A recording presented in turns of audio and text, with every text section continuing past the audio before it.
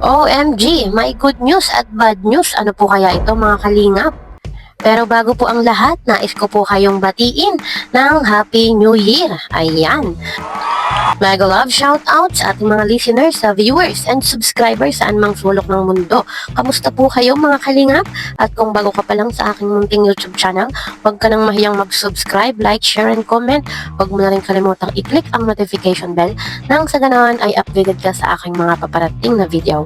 At syempre, patuloy po nating suportahan si Kalingap Rab at ang ating ama ng Kalingap, ang nag-iisang founder, si Kuya Val Santos Matubang. Kung maaari po ay no skip ads nang sa ganon ay mas marami pa tayong malingap na nangangailangan. At konting paunawa po, kung maaari ay tapusin nyo muna ang kabuuang video nang sa ganon ay akma ang ating mga komento. At yun na nga po mga kalingap, ano po kaya yung good news at bad news? At yan po ang pag-uusapan natin ngayong araw. Pero unahin po muna natin yung bad news. At yun nga po mga kalingap, usap-usapan na meron daw pong kalingap angels na matatanggal. Sino po kaya yun mga kalingap? Bagamat wala pa naman pong anunsyo si Kalingap Rab, ay palaisipan po sa marami. Sino daw po kaya yung kalingap angels na matatanggal?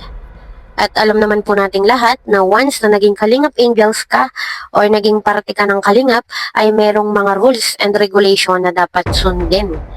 So wala pa naman pong sinasabi pa or inaanunsyo si Kalingap Rab kung sino po ito at ano po yung totoong nangyari, bakit tatanggalin yung Kalingap Angels na yon.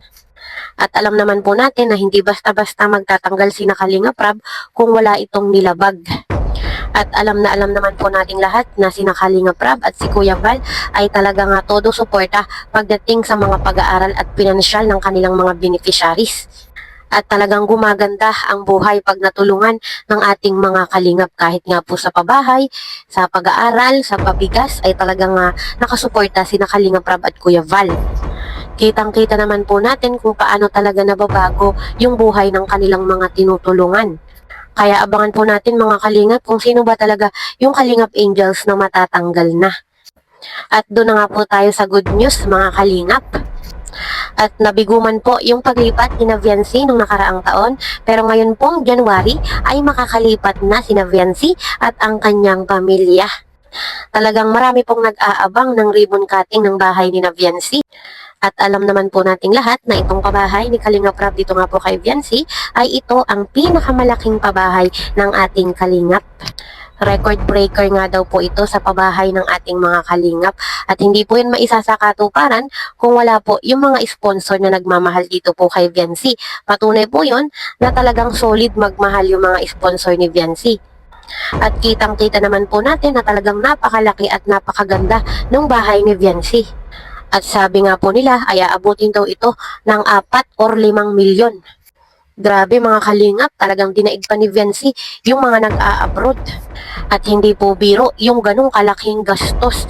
Talagang pinaglaanan po ng halaga ito nga pong bahay ni Viancy. Katulong po yan ni Kalingap Rab at ng ating mga bigating sponsor.